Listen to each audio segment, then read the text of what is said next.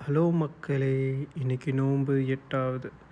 So, இன்னைக்கு நாங்கள் வந்து ஹரம்லேருந்து தைஃப் போயிட்டு அங்கே நியத்து வச்சுட்டு ரிட்டர்ன் உம்ரா பண்ணலாம் அப்படின்னு ஒரு பிளான் பண்ணி போயிருந்தோம். போகிற வழியில் அல்பைக்கில் ஒரு டின்னரை முடிச்சுட்டு நாங்கள் தைஃப்பில் இருக்கிற மிகாத் மஸ்ஜித்துக்கு போயிட்டோம். ஸோ, இந்த இடத்துலேருந்து தான் மிகாத் பாயிண்ட் ஸ்டார்ட் ஆகுது. ஸோ, இங்கே ஒரு 2 ரக்காயத்து வந்து தொழுதுட்டு நாங்கள் ரிட்டர்ன் மக்காக்கே வந்து போயிட்டோம்.